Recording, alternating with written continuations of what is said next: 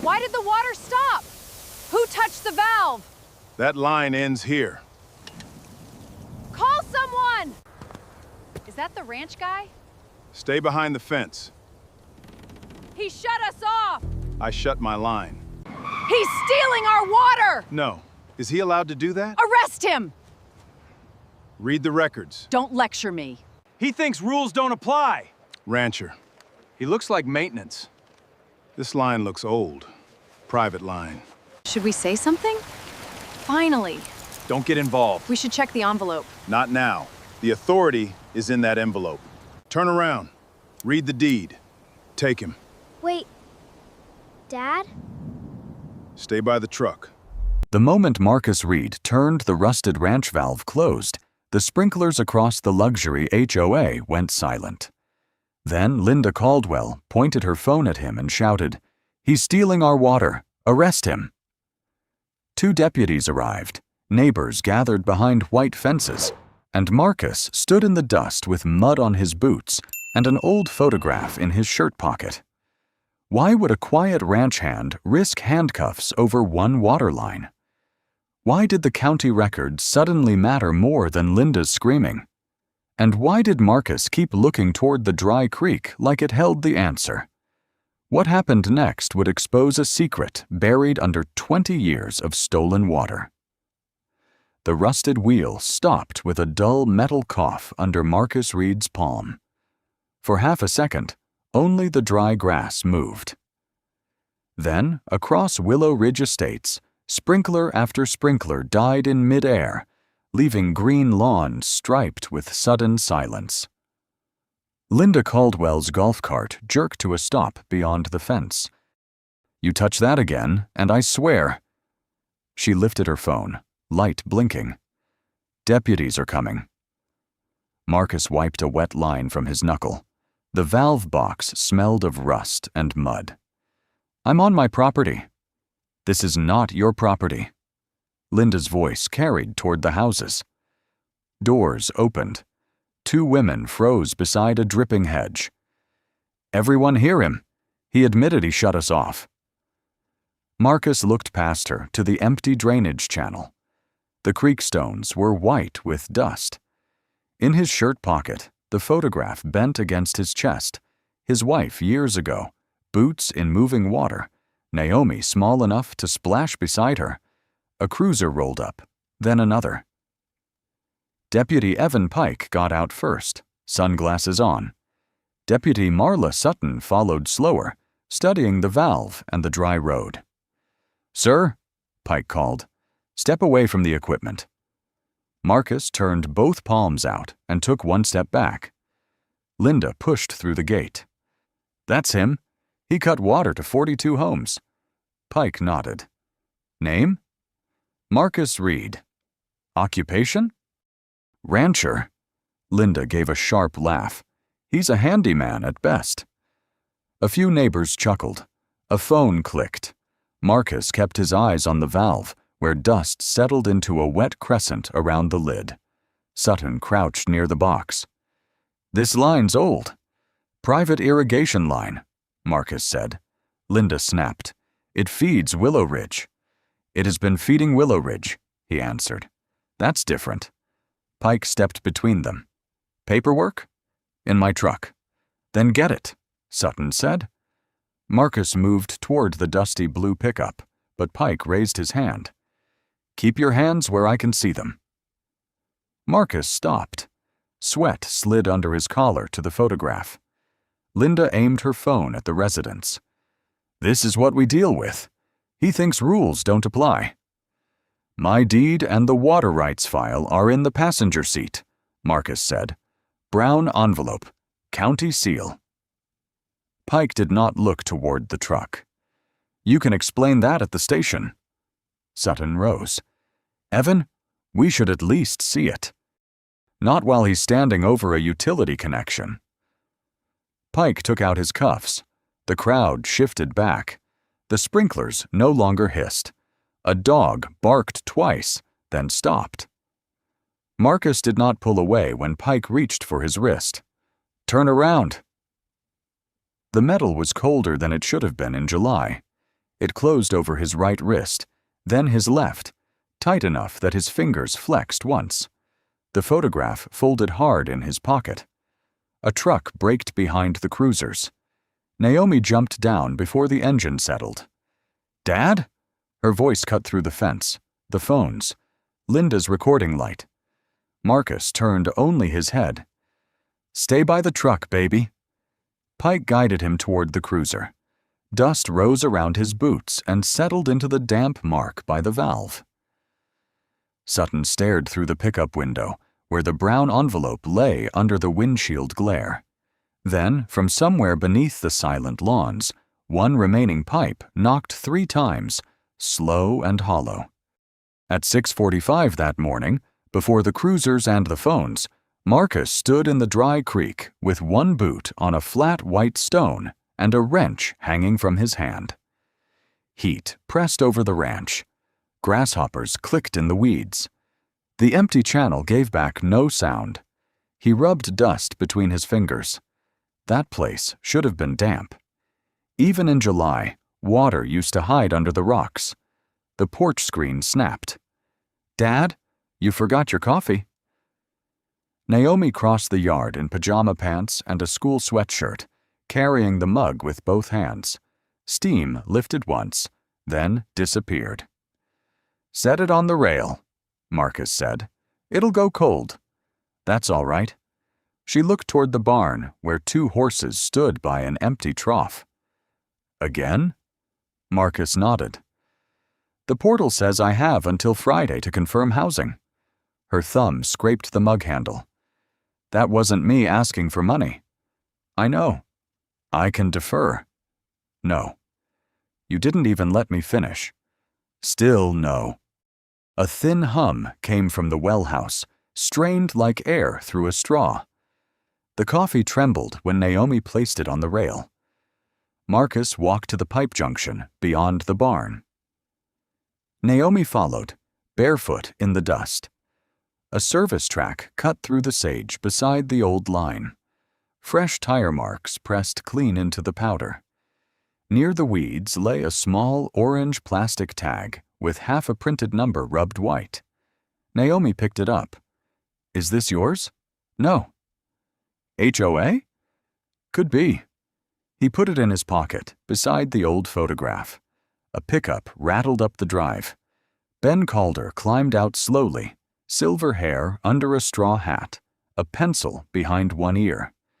"You called before breakfast," Ben said. "That means trouble." Marcus pointed to the tracks. "Someone came through last night." Ben squinted. "Service tires. Not county." "Can they come on our land?" Naomi asked. "They can step wrong," Marcus said. "They can't stay right." Ben sighed. "That sentence sounds expensive." In the barn office, the air smelled of leather, dust, and old rain trapped in wood. Marcus unlocked the lower file cabinet. Tubed maps rested beside water statements and a brown envelope with the county seal faint on the flap. Ben leaned over the desk. "How low?" "South trough dropped 5 inches overnight. Pump cycled twice before dawn. Creek gauge is dry." "Willow Ridge watered yesterday." "They water every day." "Restrictions say odd-numbered addresses only." Marcus looked through the dusty window. Beyond the fence, perfect HOA trees showed over the ridge, green as paint. "Their grass doesn't read restrictions." Naomi's phone buzzed. She showed him a sunrise photo from a friend inside Willow Ridge, sprinklers arcing over bright lawns. Under it, "Your side looks so dry. Is this normal?" The pump clicked off, leaving the room too still. Marcus folded an old map and slid it into the envelope. "Naomi, stay here with Ben." "I'm coming." "No." He picked up the coffee from the rail and turned the handle toward her. "Drink this before it becomes mud." She stared at the cup, then at his pocket. "You always say it's just water." Marcus looked toward the ridge. It was never just water. When he started the truck, dust rose behind the tires, and in the mirror, Naomi stood beside the cold coffee, holding the orange tag. At 7:32 a.m., Marcus parked outside the stone entrance to Willow Ridge Estates and waited long enough to hear it. Sprinklers. They clicked in perfect turns behind the white fence, silver arcs crossing grass that smelled of wet mulch. Across the road, his pasture had split into hard brown plates. A man in tennis clothes slowed near the gate. "You with maintenance?" "No, meeting." The man glanced at Marcus's dusty boots, then pressed the code. At the clubhouse, cold air rolled through glass doors. Residents stood around lemon water and pastries. Linda Caldwell wore a cream jacket and held a tablet like a judge's folder. Beside her, a narrow-shouldered man in a blue HOA polo pushed papers into a black binder. His tag read, Trevor Blake. Linda stopped speaking. "Well," she said, "the ranch has arrived." Several faces turned. Harold Vance, 68, leaned on a cane near the window. Mia Brooks, 29, the HOA assistant, held sign-in sheets against her hip. Marcus removed his hat. "Morning." "This is a homeowners meeting," Linda said. "Water operations affect both sides of that fence. Our system is permitted. Then the permit should match the line." Trevor's binder snapped shut. Harold cleared his throat. "Is there a shortage?" "There's always a shortage when people ignore rules," Linda said. Someone laughed into a paper cup. Marcus walked to the long window. Outside, drops clung to each blade of grass. Beyond the fence, the ranch road lay pale and broken under the same sun. He set the orange plastic tag on the table. Trevor looked at it before Linda did. "Found that beside my old service path," Marcus said. "Half the numbers rubbed off." Linda did not touch it. "People drop things." "Your contractor was on my land last night." Trevor lifted a hand. "I schedule inspections. Lines cross easements all the time." Marcus turned to him. "Which easement?" The room tightened around the question. The air conditioning hummed. Ice shifted in the pitcher. Trevor opened the binder, then closed it. "I don't have that page in front of me." "You had enough pages to water 42 lots before breakfast." Linda stepped in front of Trevor. "Mr. Reed, nobody here needs to be bullied by a man who refuses to modernize his property. I asked for a document. You came here to intimidate residents." Mia shifted near the wall. One sign-in sheet slid from her stack and skated under the table. When she bent for it, she saw the edge of Trevor's folder. A folded invoice showed 3 words before his palm covered them. "Read line access." Marcus saw her see it. Linda raised her voice. "Willow Ridge keeps this community beautiful. Your ranch has been a dust problem since before half these families moved in." Harold looked through the window. "His creek is dry." Linda's smile flattened. "Creek's dry in summer." Marcus put his hat back on. "Not that one." Trevor tucked the binder under his arm. His thumb left a damp mark on the cover. Marcus picked up the tag, but Linda pointed toward the door. "This meeting is over for you." "No," Marcus said. "It's beginning." He walked out into the heat. Behind him, the sprinklers kept turning, bright drops landing softly on grass that had no reason to be thirsty. By 8:10, Marcus carried the brown envelope into the clubhouse office. Cold air smelled of polish and cut flowers. The sweat on his neck dried before he reached Mia Brooks. "Mr. Reed," she said, "Mrs. Caldwell is with the board." "I'll wait." "You may not want to." Linda's voice came through the door. "Send him in. I'd rather end this with witnesses." 6 residents sat inside with Trevor Blake. A wall fountain trickled beside photos of green lawns. Marcus set the envelope on the table. Linda folded her arms. 3 minutes. He opened the first map. The paper sighed as it unrolled. Original irrigation layout, before Willow Ridge was built. Trevor leaned back. That's not certified.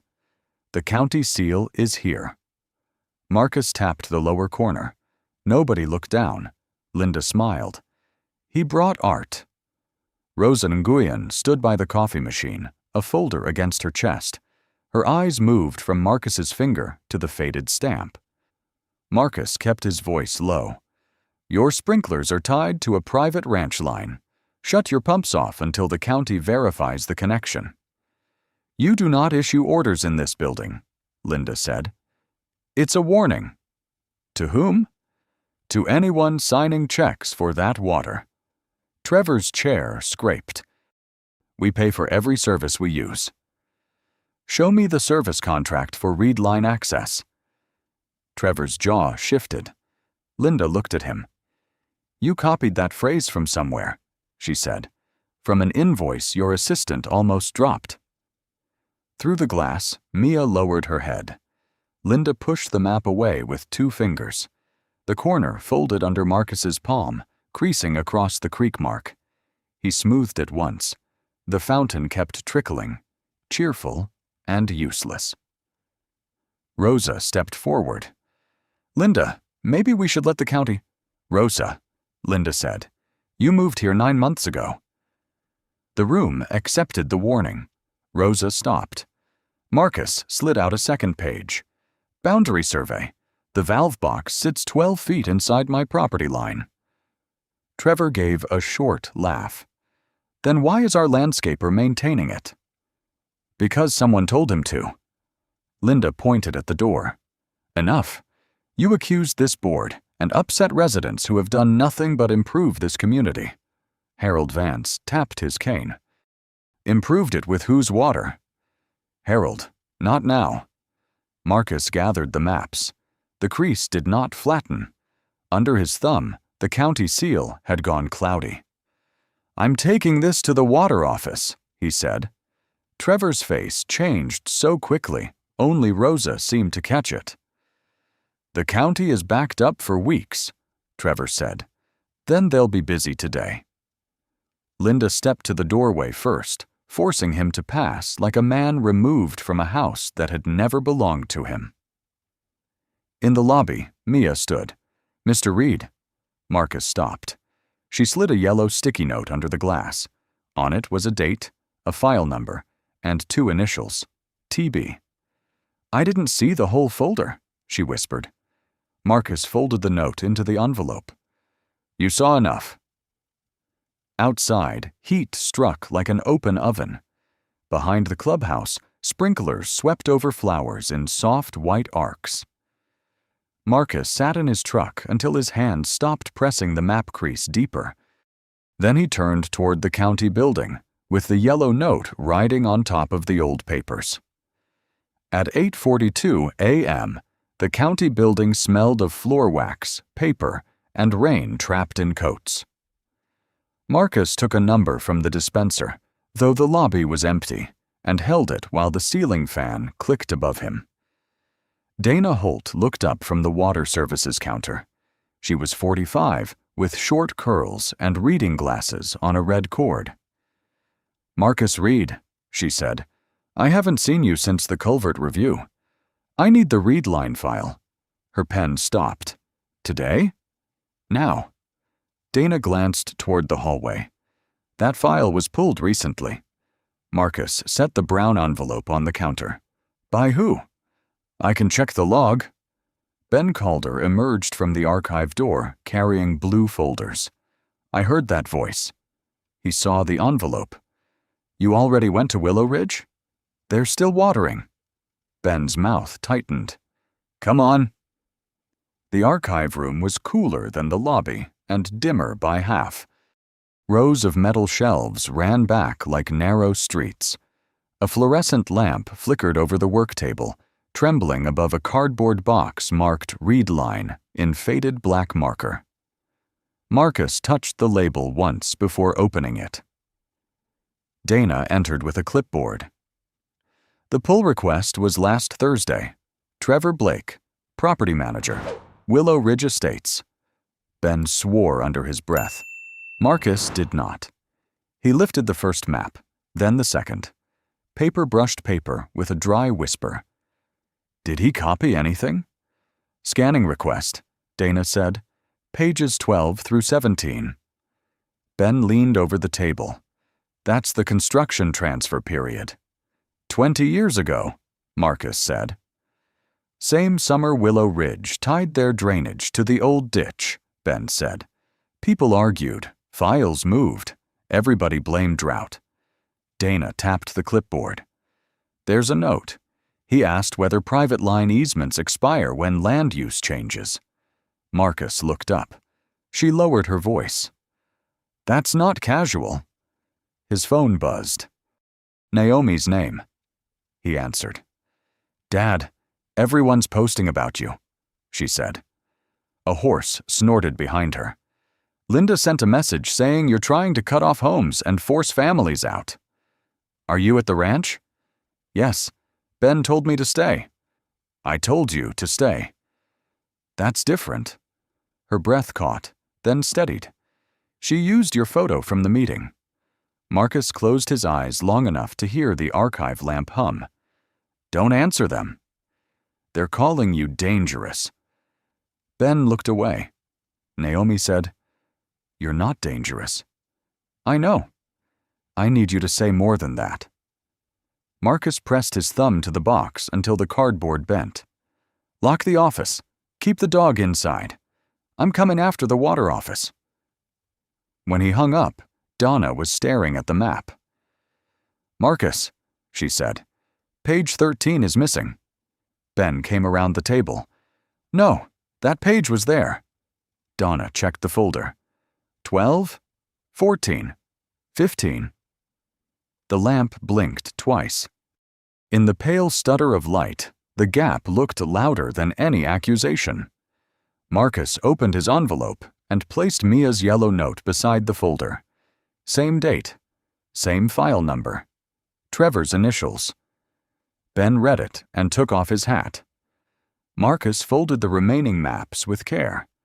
Outside the small archive window, the courthouse sprinklers clicked on, spraying water over grass while the reed line box sat open under the shaking light. By 6:05 p.m., the Willow Ridge Clubhouse had become a courtroom without a judge. Every chair faced the fireplace. The room smelled of lemon cleaner and wet grass from the patio doors. Linda stood at the front with a printed complaint. Trevor worked the projector, his blue polo dark under the arms. We are not here to be intimidated, Linda said. We are here to protect our homes. Rosa Nguyen sat in the third row. Ethan Miller slipped into the back with his phone held low. His mother had told him to listen, not record. He pressed red when Trevor's map appeared. This is the service layout, Trevor said. Our irrigation draws from approved infrastructure. Rosa raised her hand. Where is the ranch boundary? Trevor clicked to the next slide too fast. Not relevant. It seems relevant. Linda's smile tightened. Mr. Reed has been spreading confusion. Please don't help him. Harold Vance tapped his cane. Show the map. Trevor adjusted the laptop. The image jumped. For 1 second, a gray strip appeared at the bottom with the words, Reed Line Access. Then it vanished. Ethan leaned forward. His phone caught it. Linda lifted the complaint. This asks the sheriff's office to intervene before Mr. Reed damages our neighborhood. Can he really shut us off? A woman whispered. He already threatened to, Linda said. He warned you, Rosa said. Trevor stepped away from the laptop. Warnings are just threats written politely. Pens began moving across paper, metal points tapping, caps clicking, names forming as Linda passed the sheets. Linda stopped beside Gloria Pike, a retired teacher whose son wore a deputy's badge. My Evan may answer this call, Gloria said. I don't want to sign something unfair. Linda bent close. Then help him know the aggressor. Gloria signed. Rosa watched the wet black curve dry on the page. Outside, water rolled across patio stones into a drain. Anyone who refuses, Linda said, should explain why one rancher matters more than 42 families. No one looked at Rosa. The complaint reached her lap. Her name line waited, white and empty. Trevor stood near the projector, blocking the map's edge. Rosa, Linda said. Ethan's soda can crackled in his hand. Rosa picked up the pen. She wrote only the date, then stopped. Linda's voice cooled. Review seats open next month. Rosa set the pen down. I know. Harold's cane struck the floor once. Give it here. He signed, but not where Linda pointed. Beneath his name he wrote, Full records requested. Linda snatched the sheet back. Unnecessary. So is hiding half a map. The room turned toward Trevor. His mouth opened, then closed. Ethan lowered his phone when Linda looked back. The recording kept running against his shirt. By the patio, sprinklers clicked to a new angle. Water tapped the glass like fingernails. Linda gathered the pages. I'm sending this tonight. Rosa stood. To the county? To anyone who needs to stop him. As residents filed out, Ethan stayed behind and filmed Trevor pulling up the earlier slide. The cropped edge showed for less than a breath, but the missing line was there, cut cleanly from the bottom. Ethan slipped into the warm dark with the file saved and his thumb shaking over the screen. At 7:18 p.m., Marcus found the junction box by touch before his flashlight settled on the rusted lid. Crickets scraped in the weeds, and beyond the fence came the hiss of sprinklers. He wiped dirt from the meter glass. The needle trembled too high. Ben's voice crackled from his phone. Tell me you're not alone out there. I'm alone out here. The trough's nearly empty. Pump is running hot. Lock it and call the county again. They'll send someone Monday. Marcus slid the wrench over the wheel. If I wait until Monday, the horses wait with me. He turned it a quarter turn at a time. Mud rose around the seal. Beyond the fence, one sprinkler died in midair. Then another. The lawns lost their whisper. Headlights bounced along the path. Linda Caldwell's golf cart came first, Trevor Blake gripping the roof behind her. 2 residents followed, phones raised. What did you do? Linda shouted. Marcus stood. Protected my line. Our water stopped. Your connection stopped. Trevor stepped down. You have no authority to touch shared infrastructure. This box is 12 feet inside my fence. Linda lifted her phone. A red light blinked. Everyone, record this. Marcus Reed has shut off water to Willow Ridge. Trevor murmured. Linda, maybe don't say. I know what to say. He is interfering with utilities. Marcus picked up the brown envelope. County deed, water rights file, meter readings. I'll show the deputies. You planned this, Linda said. You waited until families would panic. A child called from a porch. Mom, the sprinklers quit. Marcus touched the photograph in his shirt pocket. No one's drinking water is touched. You don't get to decide what matters. The cruisers arrived without sirens. Evan Pike stepped out first. Marla Sutton came slower, eyes moving from Linda's phone to the envelope. Linda hurried to Pike. He vandalized our system. I want him arrested. Pike faced Marcus. Step away from the valve. Marcus took 2 steps back. My documents are here. Set the envelope down. Sutton said, Evan, let's see what he's holding. Hands visible first. Marcus placed the envelope on the hood. The flap opened enough to show the county seal. Trevor stared. Pike came closer. You were told to leave this equipment alone? It's my equipment. Answer the question. No one with authority told me that. Linda laughed once, and Rosa Nguyen flinched. He thinks he is the authority.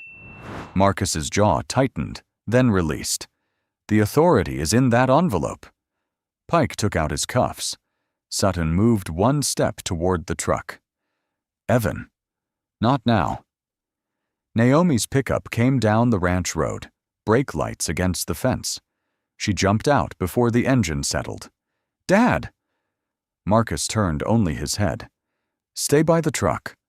What are they doing? Naomi, stay back. Pike reached for Marcus's wrist. The first cuff closed with a cold bite.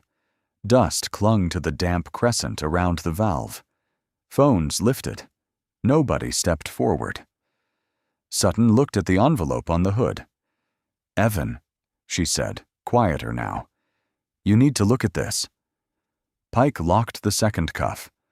From under the silent lawns, the pipe knocked once, then twice, then a third time, hollow as someone tapping from inside the ground.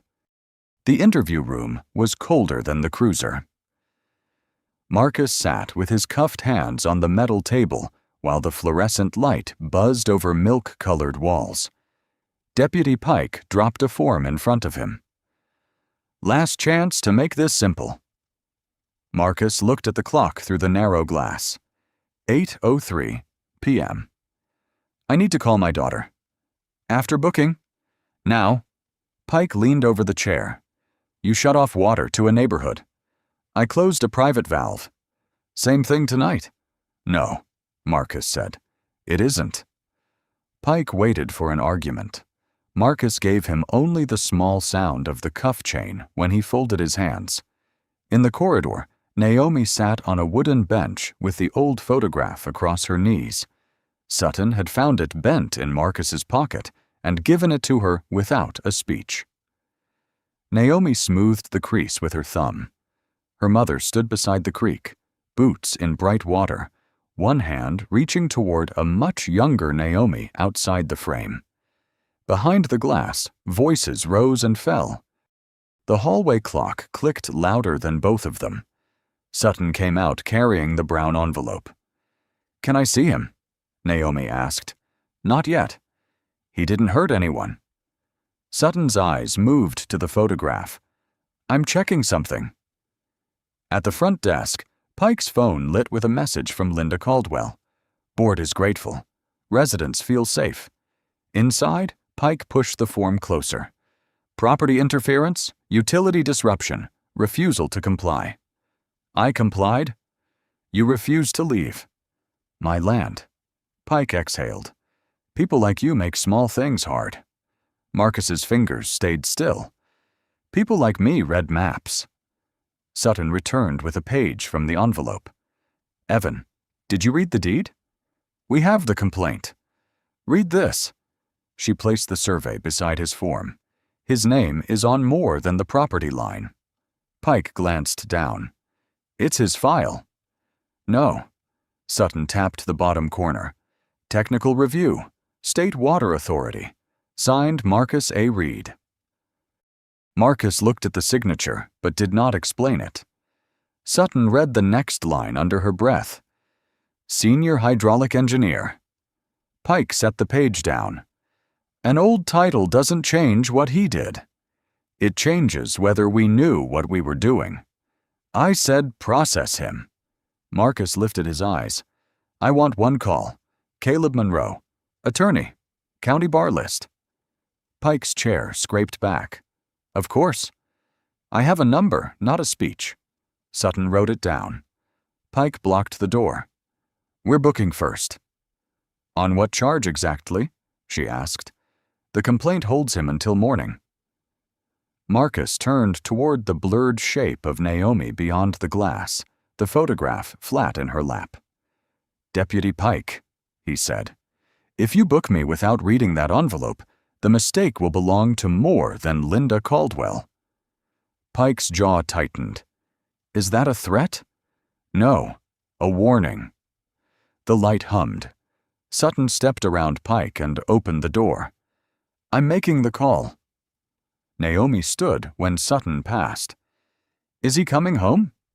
Sutton looked at the crease running through the water in the photograph, then back at the closed interview room. "I don't know yet," she said.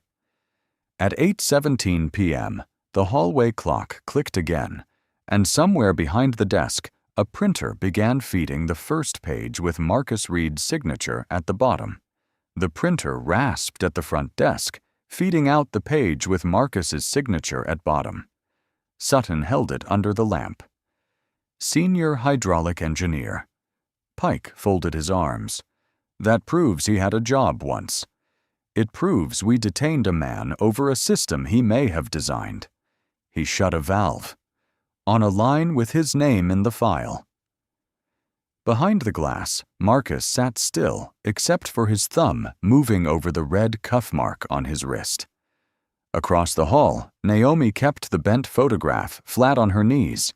The crease ran through the creek water where her mother's boots used to shine. The desk phone rang. Sutton answered first. "Sheriff's office." "Caleb Monroe for Marcus Reed," a man said. "Is he charged?" "Not booked yet." "Then don't book him. Don't separate the pages in that envelope." Sutton looked at the brown envelope. "Why?" "Because page 13 vanished from the county archive this afternoon." At 8:41 p.m., Caleb Monroe entered with a leather folder, silver at his temples, his tie loosened from a hard drive through town. Naomi stood. "Can you get him out?" "I can stop them from making the mistake permanent." Inside the interview room, Caleb spread scanned pages across the table. Sutton unlocked Marcus's cuffs but left them lying open. "They found your title line," Caleb said. Marcus flexed his fingers once. "Not the map." "Ben did." A copy slid across the metal tabletop. The county seal showed pale under the fluorescent buzz. One black line marked the Reed route. A thinner blue branch curved toward Willow Ridge Estates. Sutton leaned closer. "That branch isn't on Trevor Blake's map."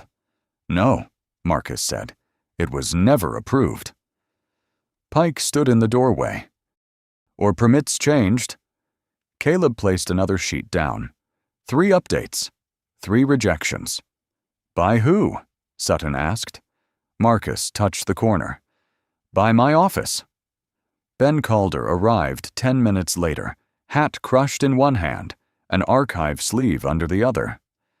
"I'm not supposed to remove originals," he said. Caleb looked up. "Then why did you?" "Because somebody already removed what mattered." Sutton switched on the desk lamp. Under the plastic, the old map showed the blue branch with a red X and a handwritten note. No transfer granted. Reed Sr., right preserved. The front door opened again. Sheriff Nora Welling stepped in, gray braid over one shoulder. "Why am I getting calls from the county attorney and water services in the same 20 minutes?" Sutton handed her the sleeve. "We may have detained the wrong complainant." Welling read, standing up. The room made small sounds. The cooling printer, the hallway clock, Naomi's uneven breath. Then the sheriff looked at Pike. "Where is Willow Ridge's documentation?" "HOA complaint form." "That is not documentation." Linda's message lit on Pike's phone. "Board is waiting." Welling saw the name and turned away from it. "Release Mr. Reed fully," she said. "Preserve every page. Call County Water Services. Nobody speaks to Willow Ridge until I know why an illegal branch survived 20 years." Marcus took the old map from Ben with both hands. Naomi stepped into the doorway. "Dad?" He looked at her, then at the red X beside the buried line. "Start the truck," he said softly. "We're not done tonight." Naomi started the truck with both hands tight on the wheel, but Marcus stayed under the sheriff station lights while Caleb slid the old map into a flat folder. "Home first," Naomi said. "Creek first." "It's almost 9. "That's why." Sutton came out with the brown envelope.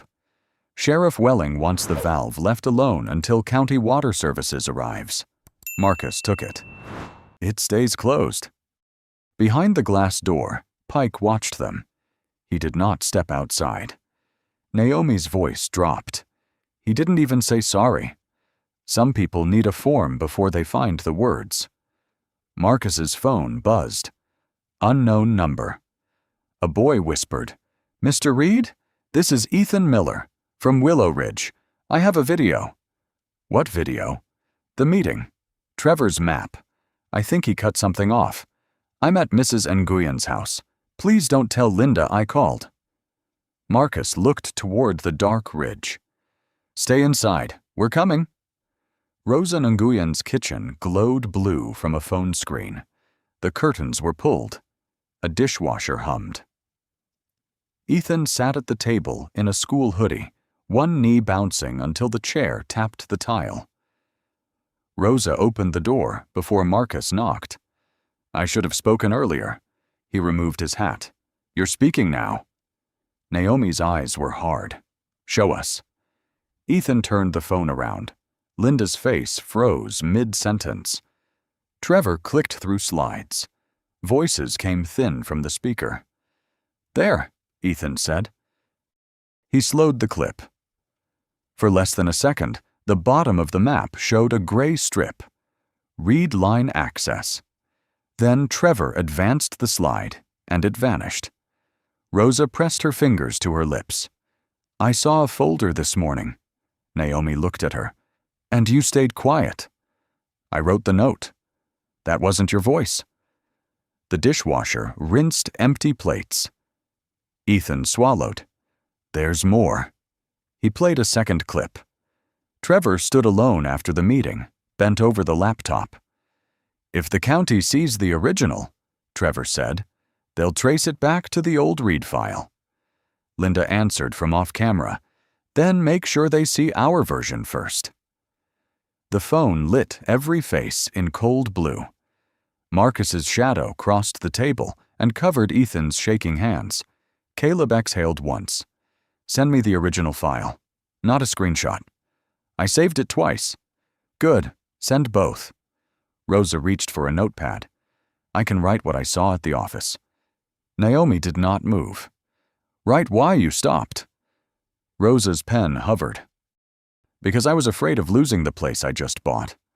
Marcus said, "Put that down too." By 10:26 p.m., the ranch was dark except for the barn light. Marcus parked by the old creek gauge. Naomi followed him with a flashlight and Ethan's video still open in her hand. "You should sleep," she said. "So should the pump." He knelt by the dry channel and set a measuring rod between two stones. The air smelled of dust, hot metal, and horses. Far across the fence, Willow Ridge was quiet for the first time all summer. Naomi held the light steady. "Are we winning?" Marcus watched the gauge shadow settle at 0. "We're measuring." His phone buzzed. Ethan's full file arrived, time stamped and uncut.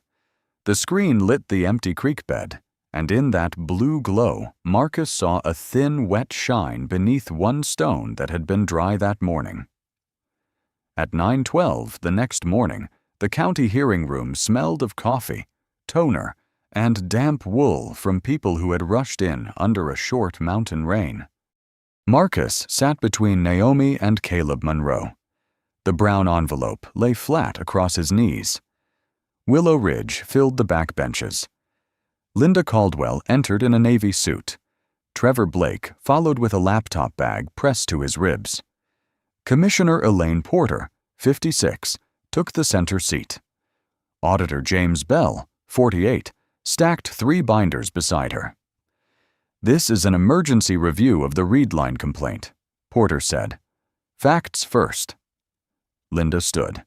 "Our residents lost irrigation without warning. You will have your turn." Caleb touched Marcus's arm. "Now." Marcus rose and walked to the table. The microphone waited, black and thin as a question mark. For one breath, it gave only static. State your name. The microphone crackled. Marcus Anthony Reed, he said, owner of Reed Ranch, former senior hydraulic engineer, Colorado State Water Authority. A murmur moved through the benches. Naomi looked down at the old photograph in her lap. Linda's mouth opened, then closed. Trevor whispered, "Former." Marcus did not turn. Yes. The screen brightened. The ranch boundary appeared, the private line, the old creek mark, and a blue branch bending toward Willow Ridge with a red X beside it. Bell read from the scan. No transfer granted. Reed Sr. right preserved. Linda gripped her folder. Developments evolve. Marcus opened the envelope. Water rights don't evolve because a subdivision wants grass. Porter turned to Trevor. Where is your approved permit? Trevor opened his bag.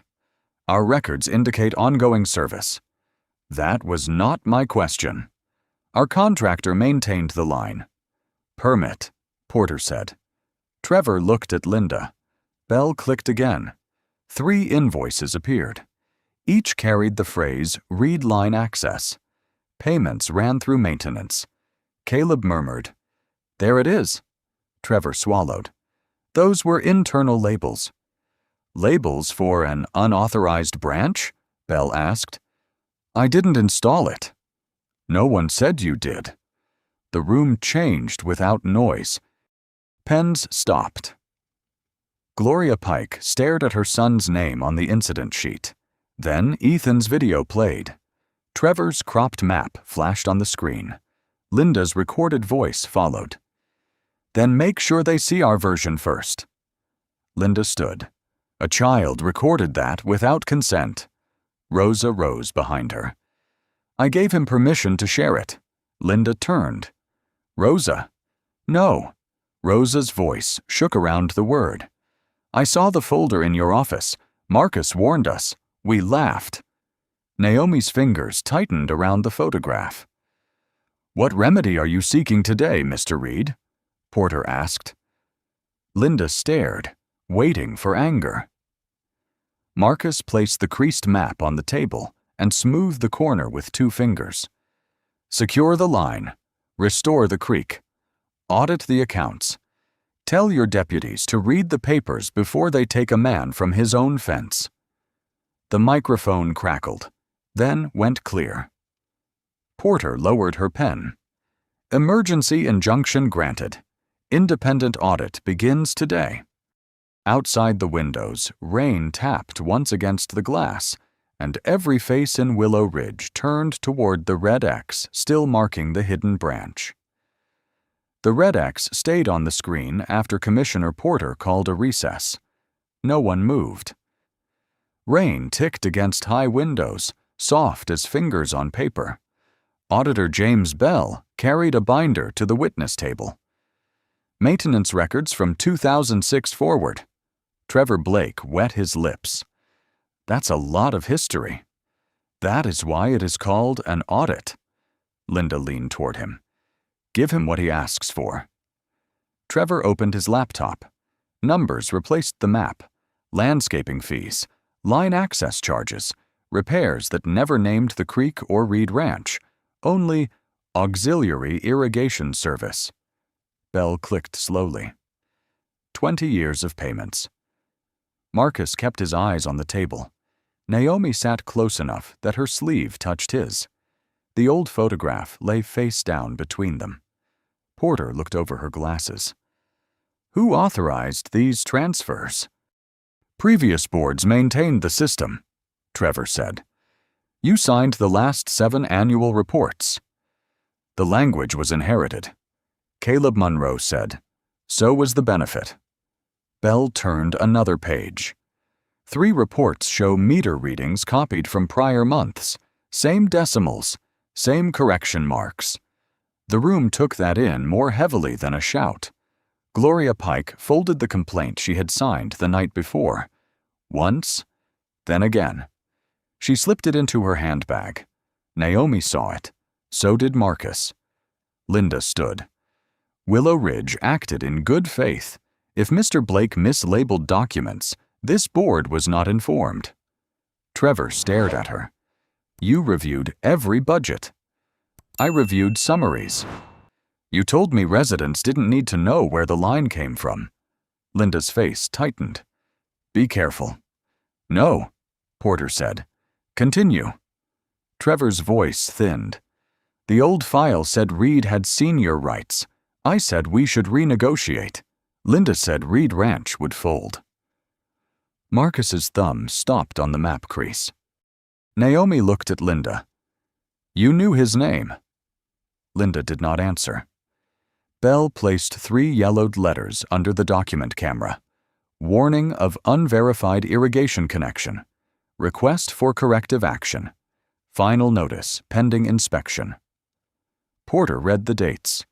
Rosa covered her mouth. They warned us. They warned the board, Linda said. You were vice president on 2 dates, Caleb said. Rain washed dust from the windows. Marcus remembered his wife in Creekwater, laughing because Naomi dropped 1 boot. Porter faced him. Mr. Reed, what remedy do you seek? Marcus stood. Linda braced as if he would finally raise his voice. He did not. I want the illegal branch capped, he said. I want the creek flow restored before the horses lose the south trough. I want public meters on every irrigation feed, and no deputy arrests a landowner before reading the deed in front of him. Gloria's handbag clicked shut, too loud in the room.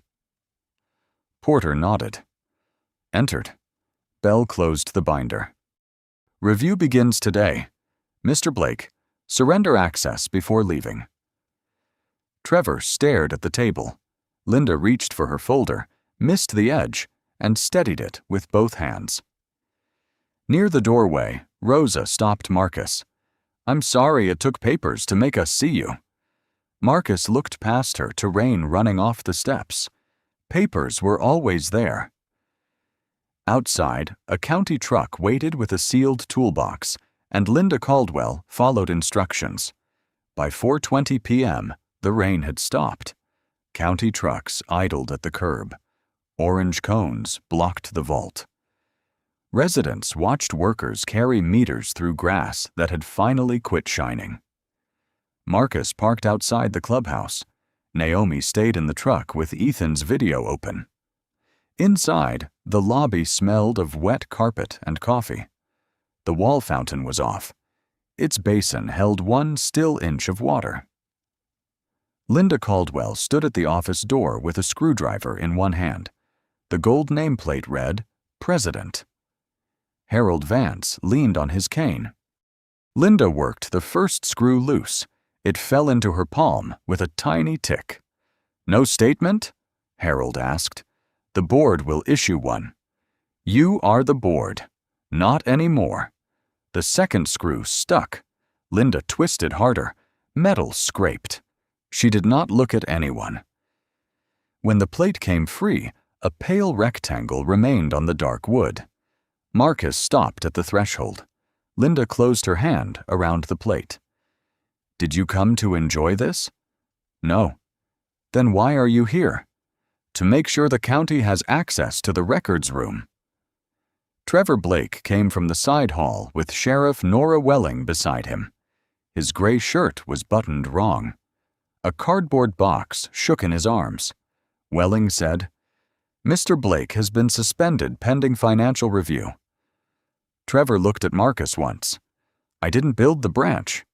Marcus nodded toward the box. You kept it alive. A county investigator took the files. Passwords? Written down, Trevor said. Linda gave a short laugh. Now you cooperate? Trevor turned on her. You told me to make the numbers fit. Harold shifted his cane. Nobody defended either of them. At the curb, Deputy Pike arrived with Sutton, carrying the review folder. Pike approached Marcus. Mr. Reed, about last night. Marcus waited. Pike looked toward Naomi, then toward the workers by the vault. I should have read the deed. Yes, that's in the report. It should be in the training too. Sutton opened the folder. It will be. No detention before document verification unless there is immediate danger. Marcus's eyes moved to the cuffs on Pike's belt. Pike touched them, then dropped his hand. Rosa came down the steps with Ethan. The boy held his phone in both hands as if it were breakable. "Mr. Reed," Rosa said, "Ethan wants to say something." Ethan's cheeks reddened. "I should have sent the video sooner." "You sent it, but I watched them laugh first." Marcus looked at the boy for a long moment. "You're 16. That doesn't make it right." "No," Marcus said. "It makes today a place to start." Rosa's voice barely carried. "I wrote a statement for the county. I included why I stayed quiet." Naomi got out of the truck. "Good." A worker called from the vault. "Cap is ready." The exposed branch lay in the mud, smaller than the damage around it. The county crew fitted a steel cap over the line. The wrench made one clean turn, then another. Linda stood on the clubhouse steps with the nameplate still in her fist. When the last turn locked, no sprinkler answered. Marcus walked back to his truck. Naomi opened the door, then paused. "Dad, the South Trough." His phone buzzed. Ben's message held 4 words. Pump finally went quiet. Marcus read it twice before he climbed in. At 6:11 a.m. 3 days later, Marcus stood beside the creek while a county technician bolted a silver meter to the new box. The sky was pale, the air cool on Naomi's wrists, and the ranch smelled of wet soil for the first time in weeks. "Seal number?" Auditor Bell called. 2714. Bell wrote it down. Naomi photographed it. Marcus nodded. Records belong where people can see them. Across the fence, Willow Ridge's sprinklers stayed off. Orange flags marked where the illegal branch had been cut. A temporary pipe now ran toward a county-approved connection, ugly and honest above the ground. Commissioner Porter arrived with Sheriff Welling and both deputies.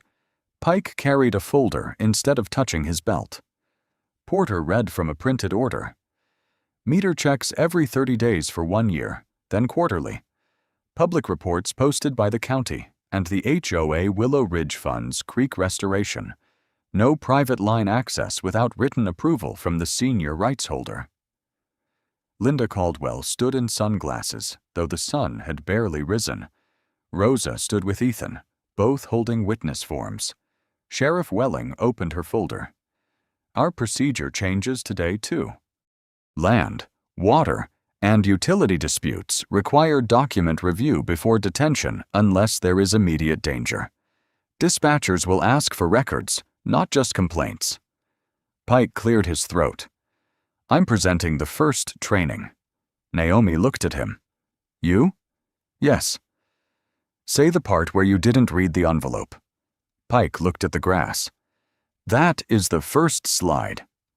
No one laughed. A county worker loosened the upstream gate. Metal turned with a low groan. Everyone watched the dry stones. For a while, nothing happened but a shiver in the dust. Marcus crouched. His hand hovered over the channel, but did not touch it. Then a thin line of water appeared between 2 flat stones, no louder than breath against glass. It curled around a pebble, darkened the sand, and moved toward the wooden gauge. Naomi covered her mouth. "Mom stood right there." "I know."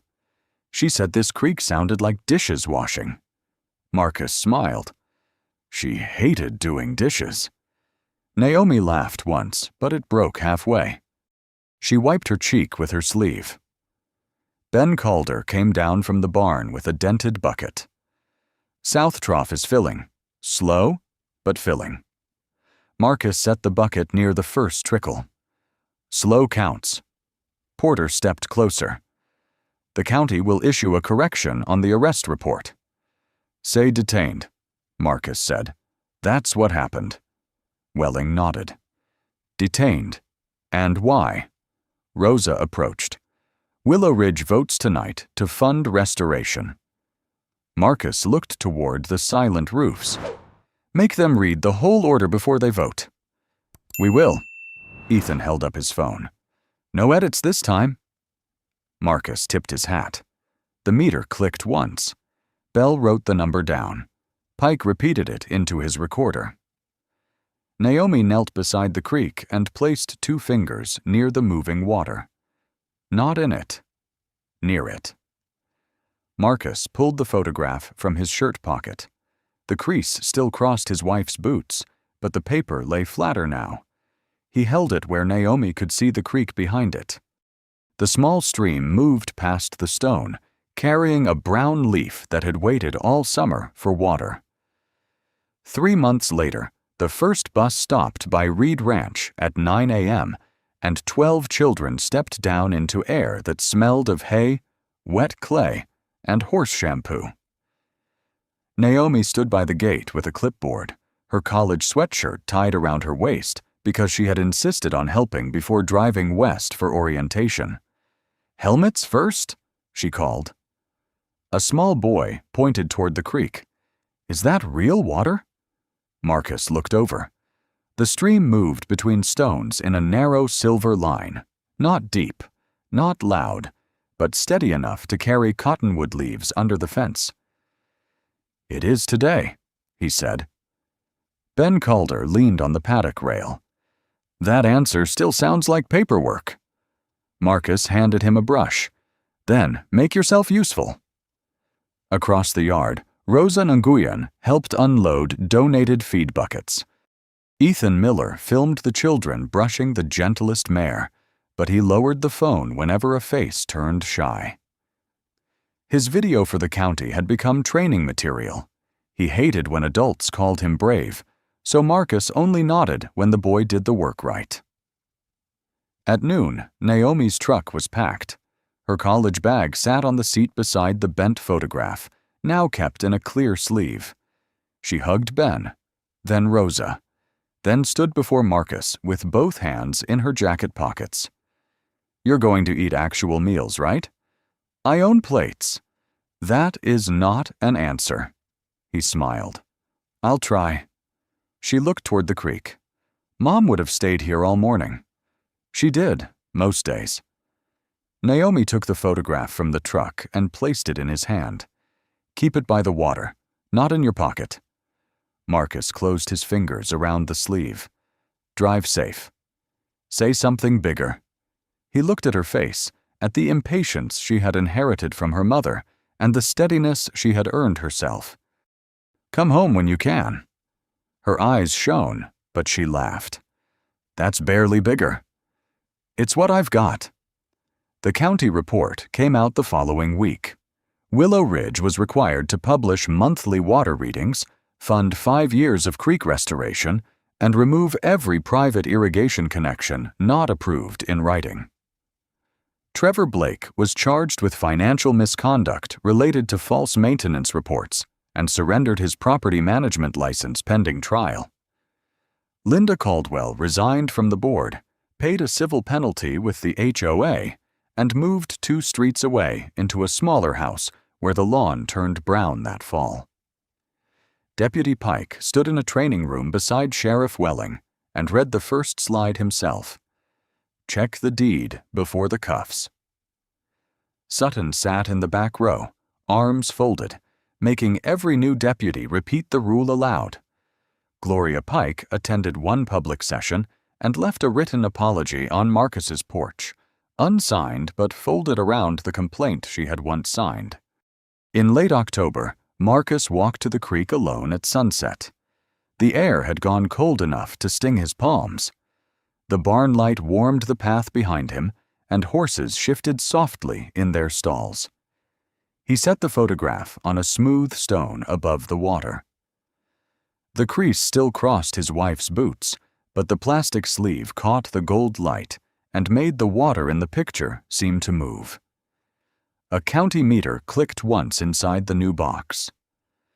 Marcus crouched and touched 2 fingers to the creek. "We kept it," he said. The water slid around the stone, quiet, and clear. If you have ever seen someone judged before anyone checked the facts, share your story in the comments.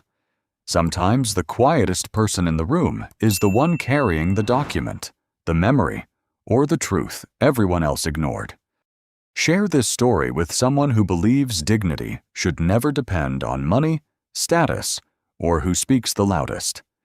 And subscribe for more stories about justice, quiet resilience, and the kind of system changes that begin when one person refuses to disappear. Every comment helps remind others that silence is not the same as weakness and that the truth can still find its way back to the surface.